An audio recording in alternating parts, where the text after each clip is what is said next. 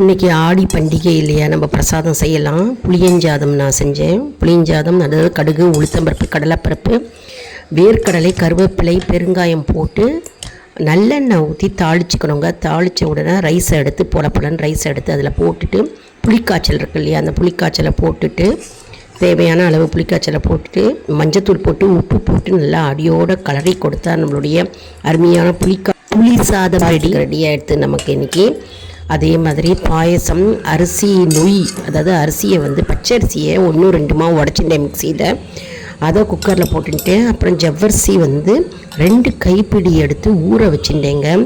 Just ஒரு 15 to 20 minutes ஊறினா போகிறோம். ரெண்டுத்தையும் ஒன்றா கொட்டிண்டு தண்ணி இப்போ 1 கப்பு நான் பச்சரிசி நெய் எடுத்துட்டுருக்கேன்னா அதுக்கு 1.5 டம்ளர் பால், 2 டம்ளர் தண்ணி தாராளமாகவே ஊற்றிக்கலாம். ஊற்றிட்டு குக்கரை மூடி போட்டு நல்லா வேக வைக்கணும். 2 விசில் வந்தோடனே திறந்துடலாம். திறந்த பிறகு நம்மளுடைய அருமையான அதாவது அரிசி நொய் ஜவ்வரிசி போட்ட பாயசம் ரெடி ஆகிட்டுருக்கு. அதில் சர்க்கரை போட்டுடணும். சர்க்கரை நம்ம தேவையான அளவு சர்க்கரை போட்டுக்கலாம். போட்டு பச்சை கற்பூரம், ஏலக்காய் பொடி பண்ணி அதில் போட்டுக்கணும். போட்டு நல்லா அடுப்பில் ஒரு கொதிக்க நம்ம விடணும்.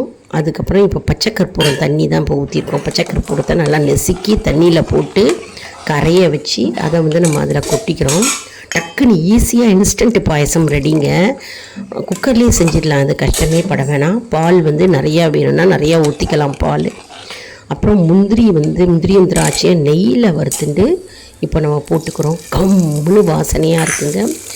நம்ம வீட்டில் இன்றைக்கி புளியஞ்சாதமும் இந்த ஜவ்வரிசியும் அரிசி பாயசம், சாதம் பாயசம் ரெடியாக எடுத்து இன்றைக்கி நெய்வேத்தியத்துக்கு மற்றும் வெத்தலை பாக்கு, பழம், தேங்காய், பூ இதெல்லாம் வச்சு நெய்வேத்தியம் பண்ணணும். இன்றைக்கி ஆடி பண்டிகை, ஆடி பெருக்கு இல்லையா, அதாவது நீரை நம்ம தாயாக பாவித்து நம்ம வேண்டி நம்முடைய வணக்கத்தையும் மரியாதையும் கொடுக்குறோம். அதான் ஆடி பண்டிகை அப்படின்னு சொல்லுவோம். ஆடி பெருக்கு அப்படின்னு நம்ம சொல்லுவோம். இன்றைக்கி வீட்டில் செல்வ வளம் மற்றும் தம்பதியர் ஒற்றுமை, குடும்ப வளமும் மற்றும் குடும்பம் மேலோங்கி நிற்கும் என்பது ஐதீகம். இன்றைக்கி நம்ம காவேரி கரையில் ஊரில் திருச்சியில் போய் செய்வாங்க. அந்த காவேரிக்கு போக முடியல, நீர்நிலைகளுக்கு போக முடியலன்னா வீட்லேயே நம்ம நெய்வேத்தியம் பண்ணி நம்ம இந்த மாதிரி செஞ்சுக்கலாம். கலந்த சாதம், என்ன கலந்த சாதம் வேணாலும் நீங்கள் செஞ்சுக்கலாம். தேங்காய் சாதம் மற்றும் எலுமிச்சம்பழம் சாதம் செய்யலாம். சக்கரை பொங்கல் கூட செய்யலாங்க. இது நான் ஈஸியாக டெய்லி அதனால் செய்கிறதுனால இதை ஈஸியாக